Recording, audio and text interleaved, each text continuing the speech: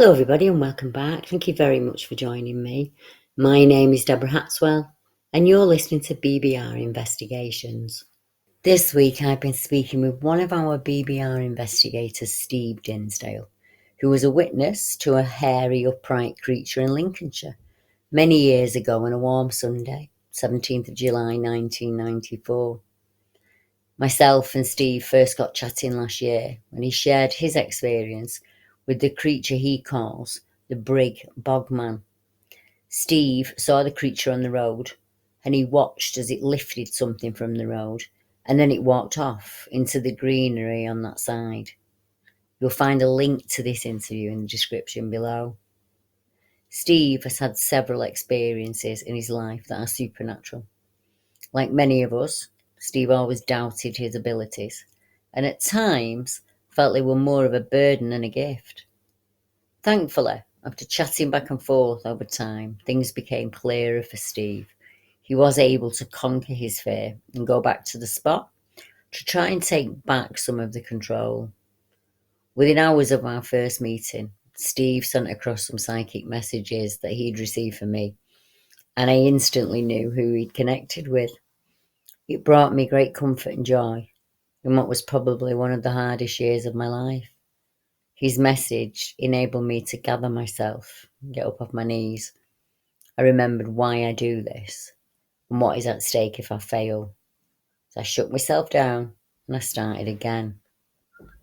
Steve contacted me recently due to an ongoing increase in the activity that he was experiencing, and I was able to share with him what I've learned over the years, and that is, when people accept their abilities, rather than feel that they have to hide them, they grow as a person, as does the ability.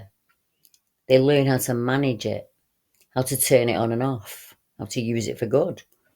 Myself and Steve had a catch-up conversation where we discuss what it's like going back to the place where you had such a terrifying experience and how it feels to suddenly know information that's way beyond your scope. We have a candid chat about the ups and downs of psychic work. And at the end of our chat, I've included many of the messages that Steve felt would resonate with some of our listeners. Your instinct was absolutely nail on the head. So let's concentrate on that and not on all the awful, terrifying things. So if we can break them down for you and make them smaller, you've got an amazing ability and we can use that skill set. So I think today what we should talk about, if you're okay with it, you actually went back, didn't you, to the area of your encounter? I did. I certainly did. Yeah, on my own. Yeah. So what was that like? What was it like going back? To be fair, it was absolutely spot on. Brilliant. There was no nerves or anything like that. I think it was more exciting than actually any nerves or intrepidation as it would be. That's amazing. It's just fantastic that you went back. I mean, I remember when the text come in and you said to me you were going back, and I thought, yeah. So what happened when you were there, Steve? Basically nothing. It was nice to go back after everything that me and you spoke about. I think having the tools to actually vent and say to somebody else, I've seen this, and somebody else has had the same experiences. Mm-hmm. It makes it easier. It does. It does make it easier. Yeah, it does. I'm glad that I could do that for you. Both waited a long time, didn't we? It was decades. Yeah, it was 1994 for me. See, I've looked at that map so many times. I actually pulled it up today, before we spoke again. And when you look at the Lincolnshire, it's almost like a triangle, really, from Lincolnshire, Yorkshire, across to the west. There's just this clump of sightings. And I know people think of Yorkshire as like the area of werewolves and dogmen, but we have had a number of wild man reports. And I don't want to put a name on it because you call him the Bog Man, and I think that's an ideal name for him. Yeah, because that's where he kind of like sloped off to. Mm-hmm. I think especially in the summer. I mean, it was summer when I saw it, and I think especially from now until end of September, October, you get all the stuff coming through in the fields. You get the harvest coming through. We've got tractors in our village up and down. Yeah. We said, how easy would it be for somebody, or something, some creature to live off the land? Easy to hide as well, because Lincolnshire. People say, Lincolnshire's a very, very flat county. It's not. No. There's if you go from Brig to Caister up to the Walls, then it's not flat at all. There's so many places and forests and woods that somebody could hide and to live. Not necessarily on the ground, but up in the trees. And that's the kind of things that I like to look into, because everyone kind of focuses on the ground. Let's go into this cave. Well, something like that could live in the trees, because if they've derived from the humans and going back to Neanderthal to monkeys and chimps, they live in the trees. I've taken 2 reports this year that both centre around something way up in the tree. One on a deer stand. And a set of hairy legs that someone's seen up in the tree. And we don't look up when we're in the woods. Even I make that mistake. I look where my feet are going all the time rather than... So there could be something up above us and we just wouldn't know. And then you have those accounts of them dropping down from trees. Well, do you think, I call it a Bog Man, do you think they have their seasonal rituals of where they go at certain times? I do. I'm a great believer in that. DNA-wise, if we're dealing with something flesh and blood, it has to keep that DNA fresh. So it can't keep mating within its own circle. So you've got to find a mate somehow. So I'm a big believer, in like early man, there are places where these things meet, where they integrate together. I'm also a great believer I don't think they're in one spot all year. I think there's a migratory pattern, almost like following the deer, really, following the food. So you see the reports start in the south, and as the year goes on, you see it make its way up to Scotland. And is it following this pattern year in, year out? And it just seems to be. And Lincolnshire, when you think about it, we're more or less in the centre of the country. You've got all the coastal foods, all your farm foods and your woodland foods. And a lot of Lincolnshire people forget is you've got all these drainage ditches that run along the farms, and some of them are deep. Now, you could move around in them and nobody would see you, especially if it were dusk and dawn. I mean, even in our village, it's literally 3 miles away from one of the most densely wooded places in the area. Yeah. And that's Lawton Woods, Lawton Forest, which goes on for for miles and miles, and so many different hotspots that I've personally investigated over the past 10 years. There's so many places that I want to go back to see if I get the same kind of feeling. Going back to '94 when I saw what I saw cross the road, I still say to this day that it was either picking something up from the road to eat, either something that had been hit or whatever. And then a lot of people will say exactly the same as what I do. It sloped off into the undergrowth or the drop down ditch. With you saying that, there's so many ditches and bogs that literally are on the side of the road.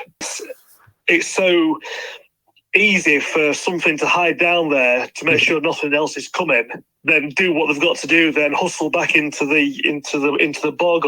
I think people don't realise that camo. I think when we think of camo, we think of green, brown, a lot of dark coloured animals. You can't see them once they're in shadow. So like a black lamb, you'll not see if it stood against the edge. If it's along the edge of the field, you'll not see it. It'll just blend it. For me, it makes more sense to me that they would probably pick up on our energy as we pick up on theirs as we enter that area. And you're really good at feeling that change. So I'm wondering was it an incidental meeting that day on the road for the pair of you, or were you meant to see him? It's a good question. I don't know, because it was something that, we've all heard the stories. It is a fascinating subject.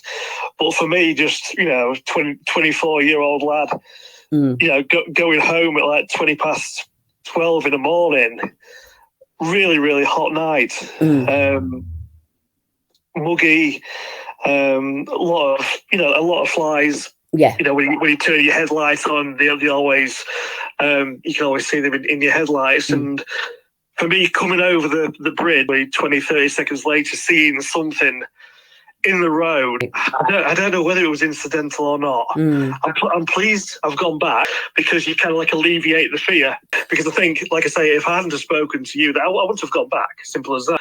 It was nice to go back. I mean, it was only end of January that I went back, and you know, it was a Saturday night. It wasn't too late. I think it was about 7:30. So I didn't get any kind of like fear or anything like that, or any feels or feelings. I felt this and felt that. I felt nothing, absolutely nothing. I think if I had have felt or seen something else, I think I'm a lot older now to actually comprehend it and accept it. Well, a lot of animals know humans' intent. I mean, do they pick up on that? It's a good question. Going back as well to what you were saying earlier on and what you were saying in October, you know, to actually sit in the darkness and getting a sense of the atmosphere around you, waiting. You can sit, you're thinking you see something. The first thing that you're going to do is turn your headlights on. Yeah, I get you. The amount of times people say to me, at first I thought it was a pony. First I thought it was a horse, and it was like it was pony size, but it looked like a dog. The horse description comes in quite often, and I think in the UK we don't have something we can jump onto easily, like Dog Man or, you know, Wild Man or any of that. So we think, what is it? It's up on 2 legs. It's got this snout. It's got flaring nostrils. Is it a horse? Is it a dog? I don't know. The witness we were speaking about earlier, I was able to say to her, the road that you were on Stapleford, if you carry on with that, you actually end up in Stone. And there's a couple in Stone who both saw what they described as a black upright beast come out from the right-hand side of the road and cross over to the left. And that seems to be concurrently what it is doing. It's on the right-hand side of the road and it crosses onto the left. And it's clearly been seen for at least 40 years. Yeah.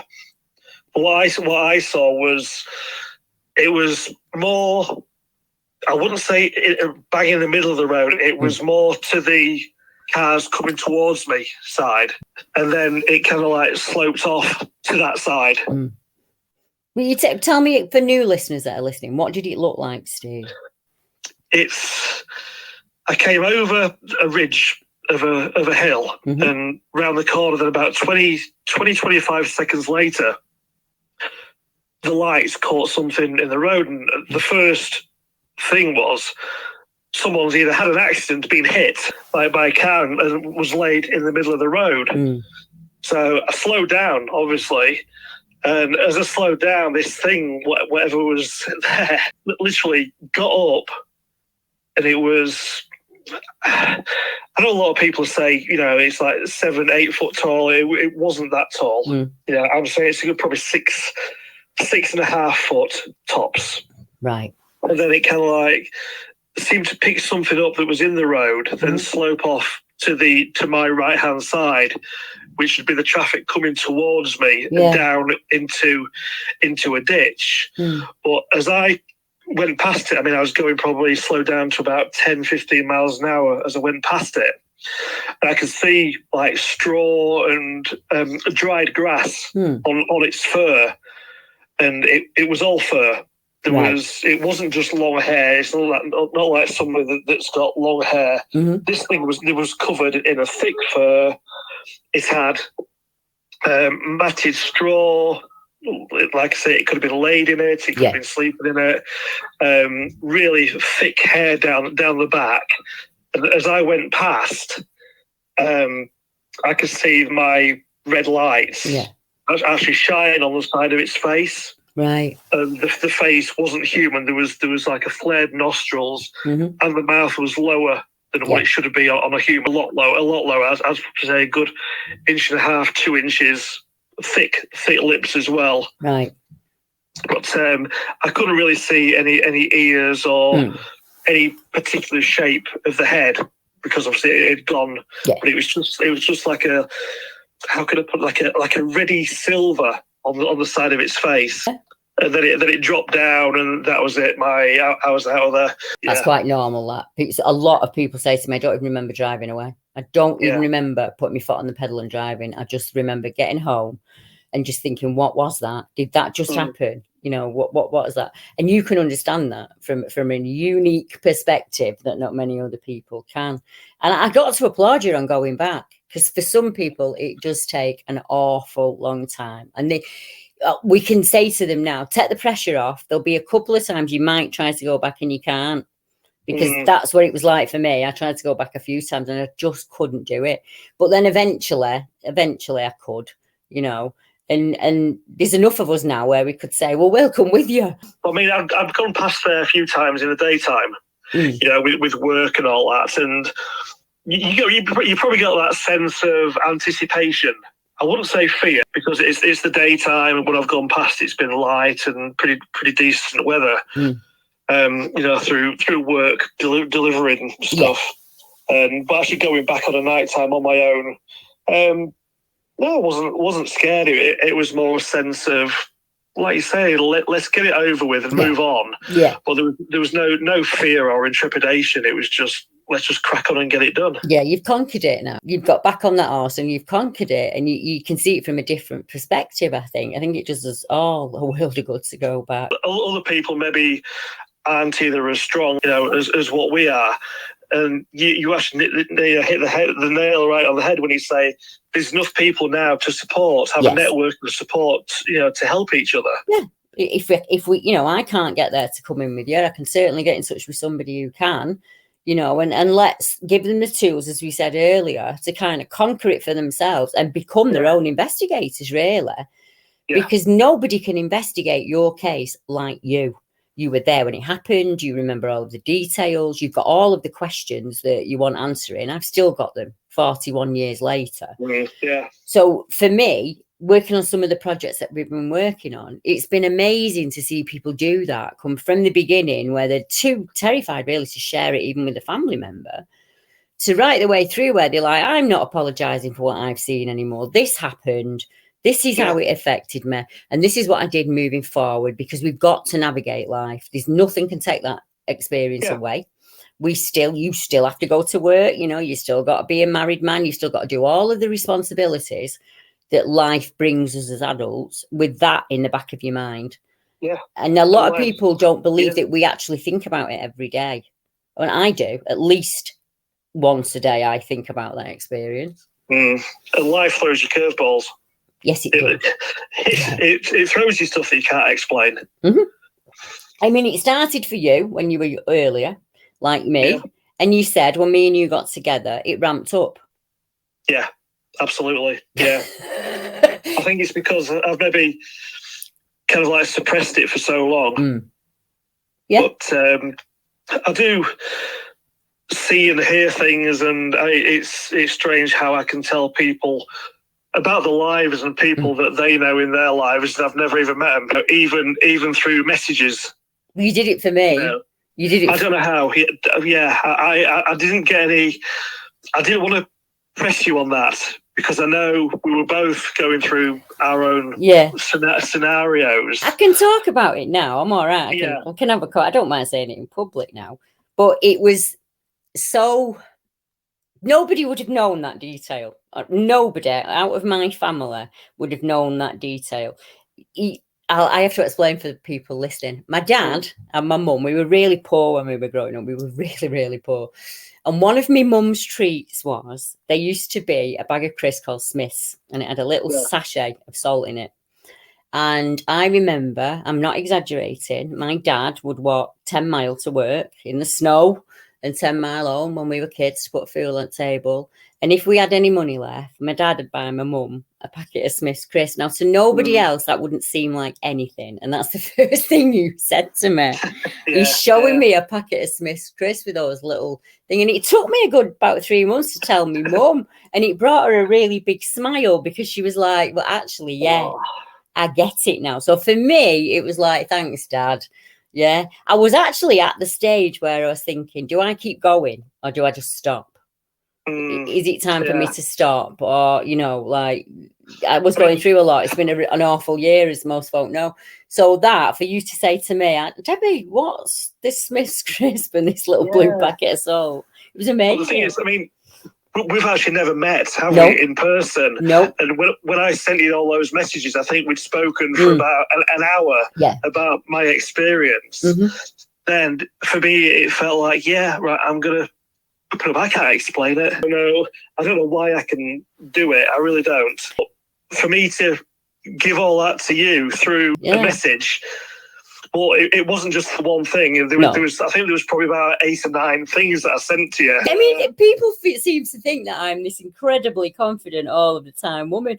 But even I have those moments where I think this is all too much for me. And I have to go away and kind of break it down into small things, and then I go back, and it was just so on the ball. It was basically like you were sat there and my dad was saying things in your ear.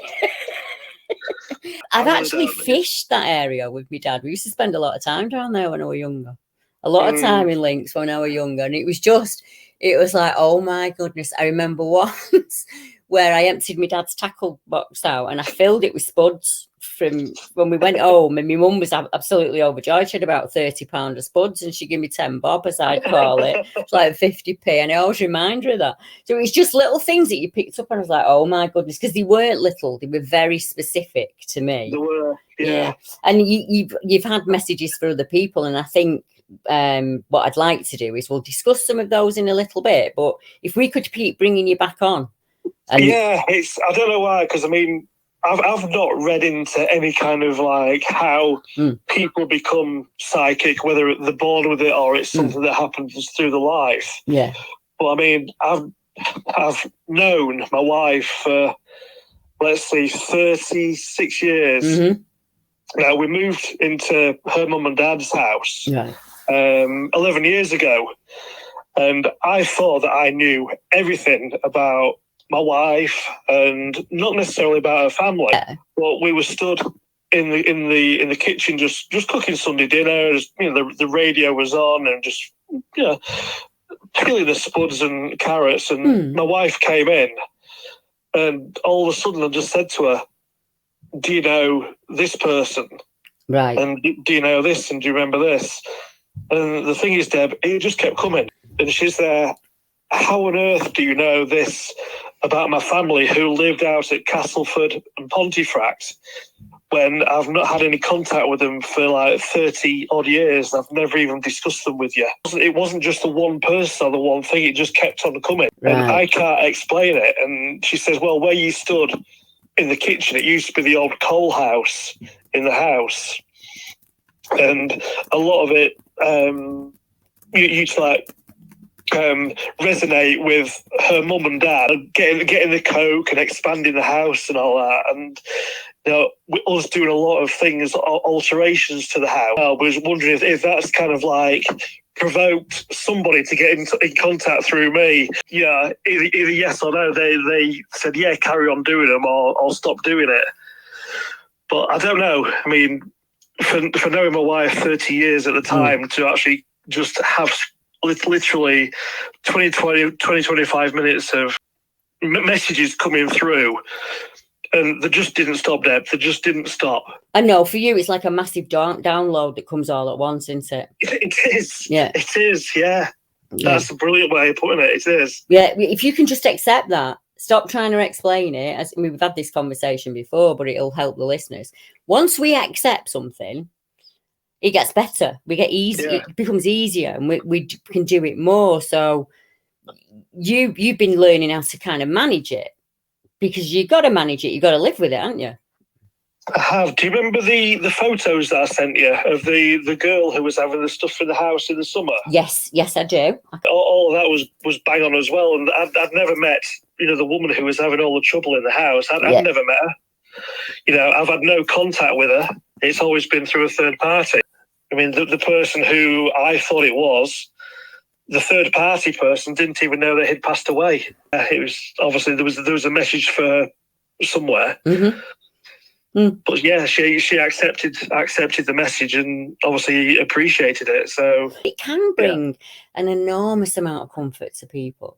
I mean, for me, it was like I say, it was like my dad was Do you remember this, Deb? Do you remember that, Deb? Do you remember doing it? You used to call me Debbie Lou.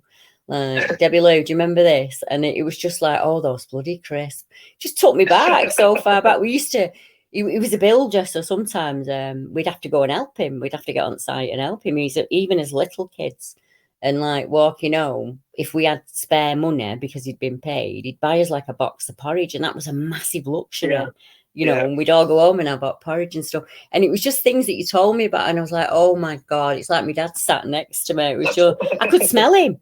I could smell his brew. I could smell him. You know, obviously your dad has a smell, doesn't he? I can feel him now. I feel he's like sharp. Yeah. He has like sharp, bristly. When he used to give you a hug, he used to bristle you. For all I have my own medium abilities, they're not like mine, aren't like yours. I have to literally be with that person. I have to hold the hand to get anything. It has to be a physical contact of some kind for me, either an object or with a person. I can to an area. I can just walk into an area and pick things up, but with people, individual people, I have to meet them. And like I say, for you, it's a huge download, isn't it? It is. It is. Yeah. It's kind of like stored somewhere, and then all of a sudden it'll come out. Bizarre. Absolutely bizarre. Have you had paranormal experiences yourself, Steve? I have. Yes. Yeah. The major one that springs to mind is when my grandma passed away. I was 13, and I remember it was a Saturday night, and where my mum and dad lived. Well, my dad passed away about 6 months ago. They built a granny flat for my mum's mum, where she used to come and babysit me and my brother, because my brother was like 9 years younger than me. She used to come and babysit when my mum and dad was at work or stay over. And I went to get a glass of milk from the fridge, got a glass of milk, and I saw what I thought was my grandma sat on the bed. Right. I thought, oh, right, I didn't know grandma was there. Anyway, I went back through to the living room and said to my mum and dad, what's grandma doing here? And they said, well, she's not, she's at home. Anyway, found out the next day she passed away. Oh, so she come to visit you? Yeah. Oh, that's lovely. Oh, that was my first kind of like experience. That's amazing that you were able to experience that. I mean, so many of us want a message from our loved ones, you know, and that you must have been on her mind, you know, for her to have connected with you like that as she was passing. Yeah, because my dad had to break down the door of her house because obviously she passed away on her own in the house. Right. Oh, in the bathroom. So yeah, it's absolutely bizarre. I think when her dad passed away, I think my mum was obviously not in a good place and upset when her dad passed away, because they were very, very close. Yeah.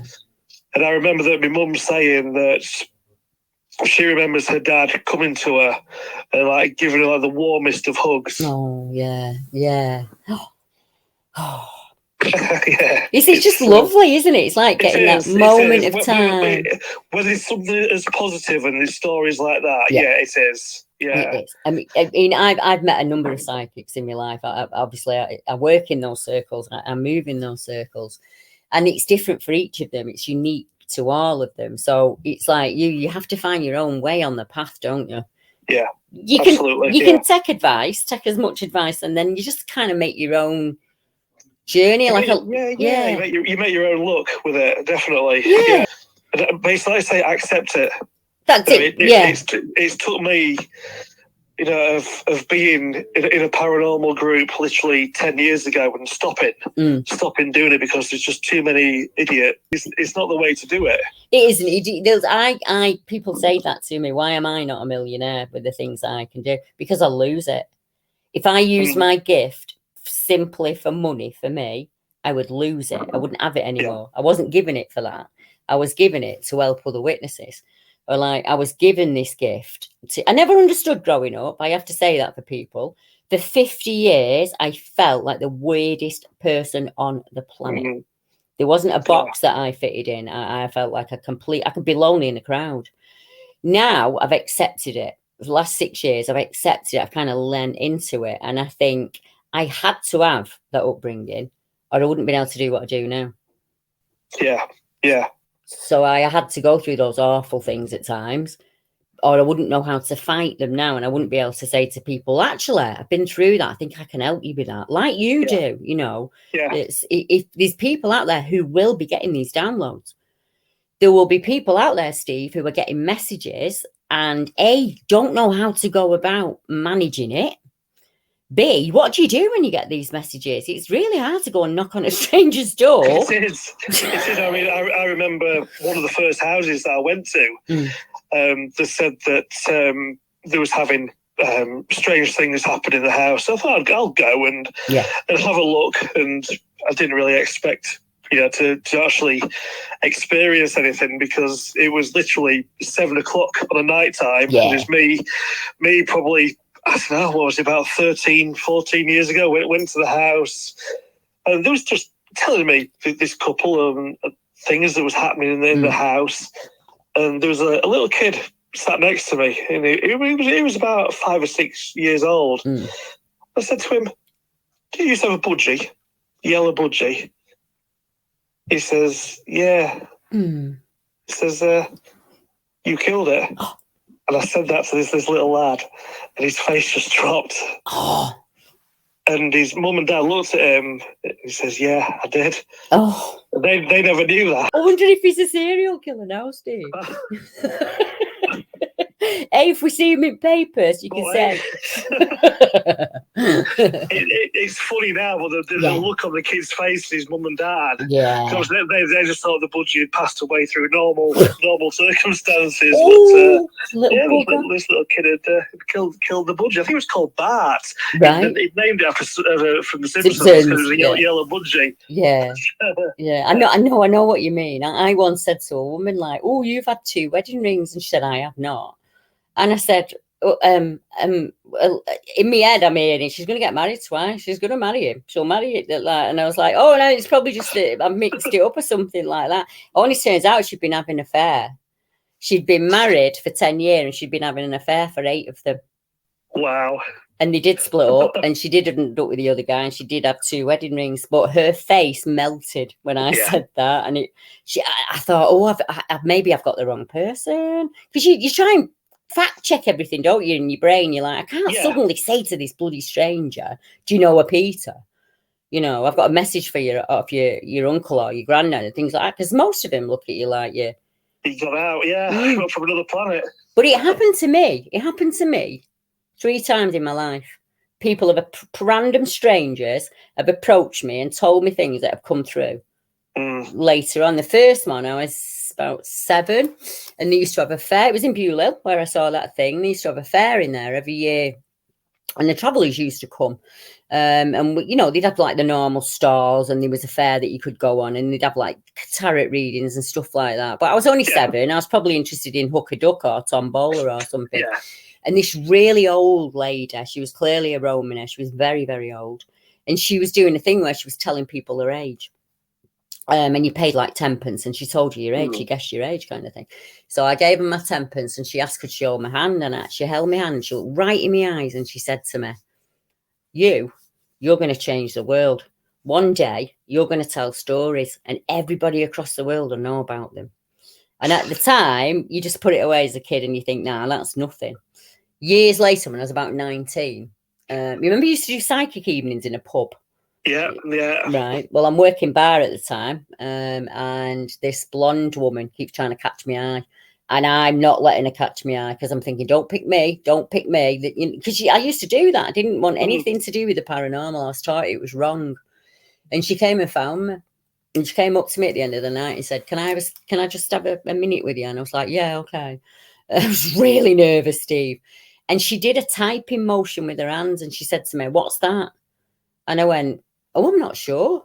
And she went, no, you do this. And at the time I was at secretarial college, so I just put it down to that. And I said to her, oh, I'm learning to be a secretary, that I only work bar at night, like kind of thing. She went, no, it's not that. She went, you're going to be famous one day. So as a young kid, you think, oh, they tell that everyone, don't they? They tell that to everyone. They tell it to absolutely everyone. And she said to me, no, you will. I'm telling you, you'll be on TV and you've got lights around you. And it really did happen. And then in you said life gets involved, doesn't it? I got into a really bad relationship. Yeah. When I was about 26, I got into a really bad relationship with somebody who was the worst partner in the world. But we had a beautiful daughter together.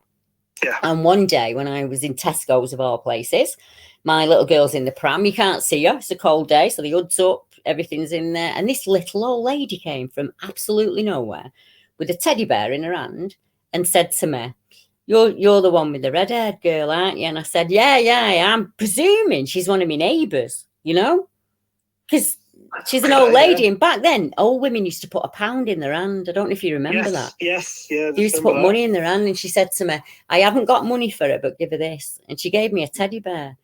And she said to me, she's the same as you, as is your other daughter. Stop running away from it. And she left me. And that's the 3 times in my life where people have got, how did she know I had a ginger little daughter? How did she know I had a second daughter who was at school? It's just like I didn't know her and she didn't know me. And I'm telling you now, I don't think she was living. The last one. Okay. The lady with the teddy bear. Now, when I think back about it, nobody else was looking at her, just me. I don't know how to explain it to you. Yeah, my gut's telling me that she wasn't living. Was she a grandparent maybe, or one of me? I don't know, I'm just thinking out loud. Was she one of the many women I've found in my family that had the same problem that I had growing up? 3 of them were put in institutions for hysteria, communicating with the dead.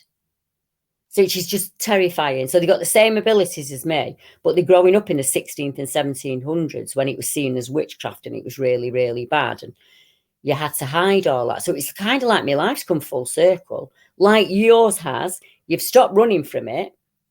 You've accepted it. And now you're helping people with it. I'd like to do some more digging on that because that's really interesting, what you've just said. Well, you'd sit down and do your thing, probably, as I put the phone down to you. You'll get a multitude of less. But honestly, we've got so much to talk about, me and you. I'm going to have to just keep bringing you on because our conversation. So have you got any messages for me today, for me or any of the listeners out there? The only thing that's actually sprung to mind over the past half hour or so is like an old gramophone record. You know, the ones that have the horn. Yes, I do. Where you used to drop the needle down. Yes, definitely. Apart from that, no. Everything's relatively quiet. Right. At the moment. I think in about an hour's time it will be. Yeah, definitely. But no. So it takes me back just with what you're saying about working like in the pub and people coming to you. About 10, 12 years ago, I was with a paranormal team that arranged to do one of the local pubs on Halloween. I think the pub was going to chuck in a meal, and the psychic woman was going to do the readings on the night. Anyway, literally, the woman rung me that night and said that she was poorly, she couldn't make it. Right. So I did it. You did it. Right in at the deep end. Yeah, right into the deep end. And the night was absolutely fantastic. Did it go well? Yeah. It went off without a hitch. Brilliant. I got some fantastic messages. Brilliant. And really, really people enjoyed it. And they said, "Oh, can we have private or personal readings?" Yes. I've never really done that. What I do, I'd rather. I mean, if people have got an issue, or something, then please, like I say, get in touch or get in touch through Deb. Yeah. Each case is going to be unique, and I guarantee you that the universe will send somebody your way that needs you, because it's always happened like that for me. And we have to explain to people that we're not robotics. We don't always get a message. You don't always get information, no matter how much that person would like you to. Sometimes it's just not their time. And sometimes it's something we're going through in life, so that psychic connection isn't as open. But what we can say is we will give it 150% to see if we can help you with any problems. Just while you're on the phone, I'm just wondering if anybody who's listening to this had a brother who was into making models. Right, making models. of like spaceships and aeroplanes, and hand painted models that it paint himself. Yes, yeah, I get you. I'm just wondering if anybody. It's definitely a brother, but I think they have not spoke to each other for quite a while. Right. I'm sure that makes sense to somebody out there. I'm sure it does. Right. Well, we shall see. We will ask our audience, see if they get anything from that, or if you are like me and Steve, and you have these abilities, and you A, want to run away from them, or B, learn how to manage them, just get in touch. We can talk to you privately, or we can bring you onto the show and we can discuss what's going on. I can do it so that it's me, you, and Steve on the same call. Going forward, we've decided with BBR, we're going to try as many new things as possible. So let's dip our finger into as many pies as we can, So if you are going through the same thing as me and Steve, whether you want to run away from it or you want to learn to manage it, get in touch, because it's not just me and Steve. There's a whole community of people that we can put you in touch with, where you can discuss some of the things that you've happened in private, or if you want to come on the show with us and discuss them, that's fine as well. We're just going to try as many new things, aren't we, as we can going forward. Absolutely, yeah. I mean, plus, I think it'll help me as well. It'll help me develop, hopefully, what I've got. Yeah, exactly that. We help each other each time we have this conversation. I learn something new, you learn something new, and so do the listeners. And let's just keep pushing forward with that. So if you want to get involved with BBR, send me an email. All my links are in the description below. We can use your skill sets. And if you don't think you've got skill sets, just get in touch with us, because I guarantee you have. They're in there. They might just you've not realised them yet. It happens to a lot of us like that. I think what I'm saying is we're a community and we want to change things. How witnesses are treated. We want it to be about the witness, their story, what happened beforehand, what came afterwards, how they're doing now, rather than, let's send a psychic in and we'll see how brilliant the psychic is. I think it's got to be a partnership, hasn't it? We're all on the same level and we're just going to see if we can help each other. Absolutely. I may have a message for someone whose partner worked in the fish industry as a filleter. Definitely a cold environment. Right. But definitely working with fish in the cold. I feel it's a partner. So we've got one person who's showing us a gramophone record, like the one you see on the HMV advert, the old one with the trumpet. That will mean something to somebody. Yeah. Then we've got a brother that liked to paint models intricately. I think he was quite good at it as well, wasn't he, Steve? Sorry, the gramophone. Mm-hmm. I think I think from what I remember, weren't records made of acetate? They may possibly have been. I'm not sure on that one. I think somebody smashed an acetate record. Right. Well, yeah, I'm sure that'll bring somebody's memory. Probably something they would remember. Yeah, so we've got this old-fashioned gramophone and an acetate record that's smashed. Record, yeah. So we've done the models, and then we've got somebody who's in the. Did you say Phyllis? I'm going to say fish and refrigeration. Right. I mean, it may be a connection to the sea somehow, like a fisherman or something like that. Yeah. But let's see where that goes. I'm sure people will get in touch with us and let us know. If you get any more in the meantime, jot them down for me. I certainly will. Yeah, and I will check in with you next month and we'll do the same thing again. And we'll see how we can help people out there.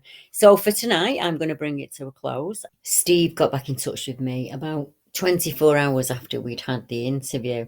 And as he explained earlier, when he receives these messages, everything rushes in at once. It's like a flood of information. So the following messages may be for more than just one person or for several of you. We're not sure. But I'm going to give you what Steve sent across. He said this will mean something to somebody in White Owls. The Peterson family name. 2 daughters called Amanda and Susan. A t-shirt with a skull emblem or design on it. A father who worked with leather, like shoes and belts, that kind of thing. The name Thomas. Jean or Jenny, who passed away with a throat issue. Either choking or she was allergic to something. Paul, who passed away in a car accident. A lady who collects fridge magnets, Alan, has a message for her. A chap who used to sing in the local men's clubs. Elvis was his favourite artist and he loved to sing his songs. And there's a connection to the name Jim. A family man with the surname of Tucker. Maureen or Mo, who did the knitting and sewing for people. An obituary that was wrong in the local paper. A gentleman who passed because of a blood clot. This was due to leg pain. And then the name Maureen is back again, and it's been here all night, said Steve. And it's a woman calling for somebody called Maureen, not that she's Maureen. He said, I'm sure I also got the name Percy, but I'm not sure if it is a first name or a family name. There's an old greenhouse with 2 panes of glass missing. I would be very grateful if you could let me know if you recognise any of the information given by Steve tonight. And if you have a question for Steve or myself, you'll find a link to my email and social media sites below. And if you'd like to speak to Steve, just get in touch and I'll put you in touch with him. Thank you all for tuning in, and I hope you're enjoying our content. I look forward to chatting with you all again next week. If you haven't subscribed, please click that subscribe button and click the bell. It'll let you know when new interviews or uploads are available. If you could click like or share, that does wonders for YouTube. Will recognise my channel and recommend it to other people. But for now, I wish you all adieu, and I will see you all next week. Good night, everyone.